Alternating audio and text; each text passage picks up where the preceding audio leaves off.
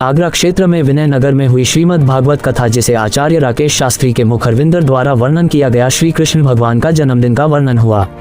भगवान श्री कृष्ण का जन्म लगभग 3112 ईसा पूर्व में भाद्रपद के कृष्ण पक्ष की अष्टमी तिथि को रोहिणी नक्षत्र में हुआ था। उनके जन्म के समय कुछ विशेष ग्रह स्थितियां थीं जो उनके जीवन को आकार देने में महत्वपूर्ण भूमिका निभाईं। आइए जानते हैं उनके जन्म से जुड़े कुछ रोचक तथ्य। जन्म की तिथि और समय। श्री कृष्ण का जन्म आधी रात के समय हुआ था, जब शुभ ग्रहों की दृष्टि थी। उनकी कुंडली में लग्न में वृषभ राशि थी, जिसमें चंद्र ग्रह था और अन्य ग्रह भी विशिष्ट स्थितियों में थे। जन्म की परिस्थितियां। श्री कृष्ण का जन्म एक जेल में हुआ था, जहां उनके माता पिता वसुदेव और देवकी को कैद रखा गया था। उनके जन्म के समय भारी बारिश हो रही थी और यमुना नदी में उफान था। वसुदेव द्वारा यमुना पार करना। वसुदेव ने श्री कृष्ण को एक सुपड़े में रखकर यमुना पार की, जहां यमुना के जल ने भगवान के चरण छुए और 2 हिस्सों में बन गए, जिससे उन्हें पार करने का मार्ग मिल गया। नंदगांव में पालन पोषण। श्री कृष्ण को वसुदेव ने यमुना पार कर नंदगांव में अपने मित्र नंदगोप के घर पहुंचाया, जहां उनका पालन पोषण नंद और यशोदा ने किया।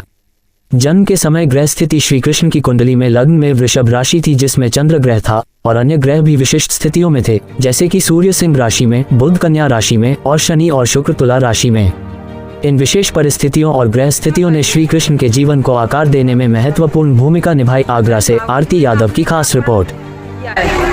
आज चतुर्थ चौथा दिन है और आज की कथा श्री राम जी की कथा, रामचरितमानस की कथा, राजा हरिश्चंद्र की कथा और मानधाता की कथा। और आज मुख्य लीला रही है कृष्ण जन्म, जो श्री बांके बिहारी के पार्क में विनय नगर में आज 3 दिन से कथा चल रही है। आज चौथा दिन है और बड़ी धूमधाम से आनंदमय होकर के बड़े प्रेम से सभी भक्तों से और भगवान कृष्ण का जन्म हुआ है। और ठाकुर जी की कृपा से, भगवान कन्हैया की कृपा से सभी भक्तों के ऊपर भगवान बांके बिहारी की कृपा बनी रहे और ठाकुर जी सबकी मनोकामना पूर्ण करें। जय श्री राधे, जय श्री कृष्ण। बहुत बढ़िया।